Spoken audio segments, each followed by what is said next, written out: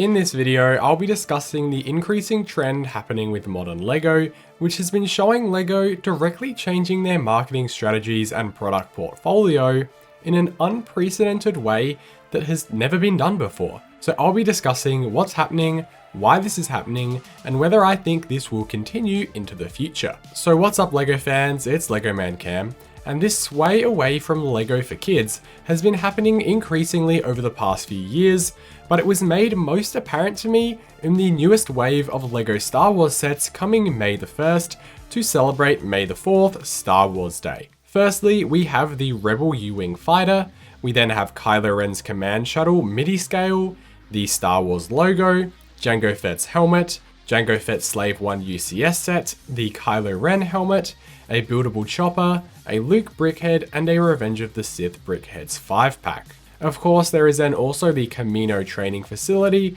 but that's a gift with purchase or GWP, so it doesn't really count. Anyway, the point that I'm trying to make here is that there are 9 sets releasing, which is firstly quite a lot of sets for a May the 4th wave, but also of those 9 sets, 5 of them are 18 plus adults welcome sets. To me, this is a pretty unprecedented amount of sets for a single wave, all being designed and marketed specifically towards adults. Even more so, if we take a look at the 7 other sets that were first released in January of this year, we got another 2 MIDI scale sets in the Home 1 and the Acclimator, and then the AT-AT Driver Helmet 2, which makes a total of 8 18 plus sets for the year and 7 regular sets with 1 4 plus set. What's even crazier to me is that we can go even further with this. Of those 7 quote-unquote regular playsets that have been released this year, 1 is a buildable chopper, the other is a buildable Grogu with the pram, plus we also get the Luke brickhead and the Revenge of the Sith brickhead pack. Meaning that of all these 16 officially released LEGO Star Wars sets so far this year in January and May, only 3 of them are what I would consider to be traditional LEGO Star Wars playsets, being Ahsoka's Interceptor, the Arc 170, and the U-Wing. What I'd love to do is compare this year to an earlier year to see how things have been completely changing in the LEGO Star Wars space and the LEGO space in general. If we compare this to the first year that I can remember that LEGO brought out these 18 plus adults welcome sets in Star Wars, this was the year 2020. So we saw a total of 3 helmet sets, being Boba Fett, a Stormtrooper and a TIE Fighter pilot. We had a UCS A-Wing, and then the Master Builder series Mos Eisley Cantina. That was all the 18 plus sets we got for an entire year.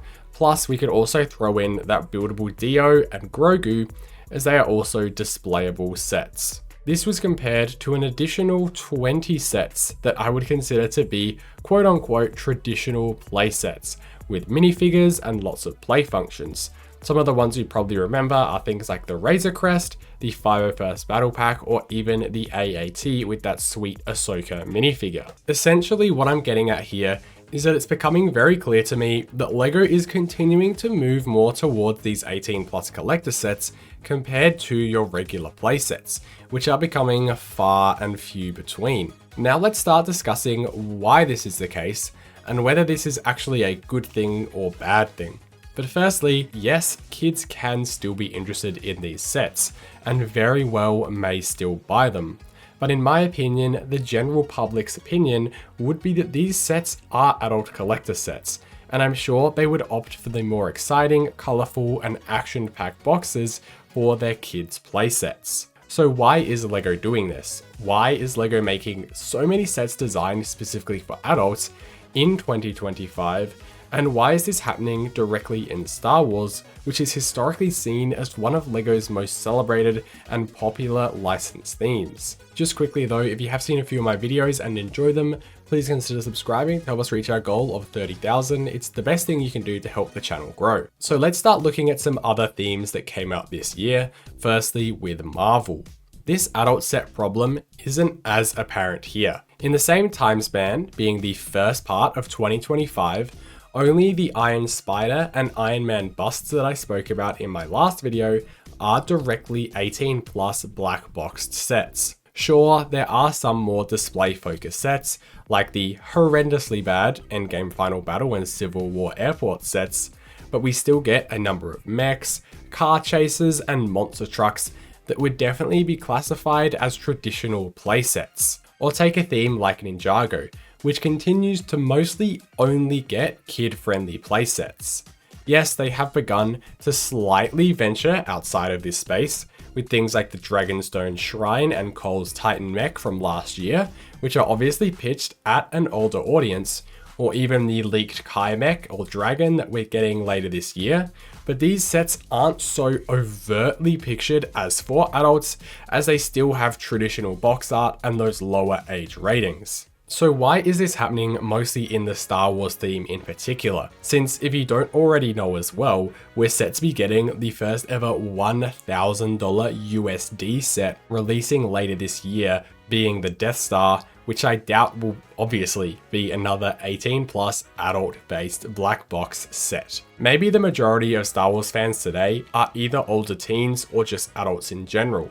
And if I'm the LEGO company, while I still need to make toys as that's the core of the business, would you not rather sell your products to adults who have much deeper pockets and more of that sweet disposable income? Through the COVID years, we saw tons of people getting back into older hobbies. We had spikes in video game sales, Pokemon cards, and of course LEGO as well, and LEGO do a ton of market research. And in Star Wars, they've identified that these adult-based sets just sell so well, and LEGO can even go a step further and charge quote-unquote premium collector model prices, something that they couldn't really do with traditional playsets. Take something like Kylo Ren's Command Shuttle MIDI scale, the set releasing May the 1st. This set costs $70 despite having less than 400 pieces. If you compare this to Kylo Ren's Shuttle minifigure scale from the 2019 wave, which for $60 more gave you more than double the pieces and a full selection of 6 awesome looking minifigures. LEGO, in my opinion, is choosing to market these sets as collector's models, and with their links to AFOLs, especially in the LEGO Ambassador Network, it's making more and more people interested in LEGO as an adult and willing to pay these exorbitant prices. Don't get me wrong, I can totally see the appeal of the collector sets. I think the logo looks cool, and just recently I've gotten really interested in Brickheads myself because that new 5-pack of Revenge of the Sith figures looks really cool, and I'm definitely going to be grabbing that one to try and meet the gift with purchase threshold. But now that it seems like we're actually detracting from already existing sets to get more of these adult sets, rather than them being just a bonus, I'm kind of disappointed. If you were a kid looking to buy some LEGO Star Wars sets at this time of year today, something new that had released in 2025, your cheapest option would literally be $45, being Ahsoka's Interceptor, followed by either the U-Wing or Arc 170 for $70. That's it. I'm sure we're going to be getting some cheaper sets soon.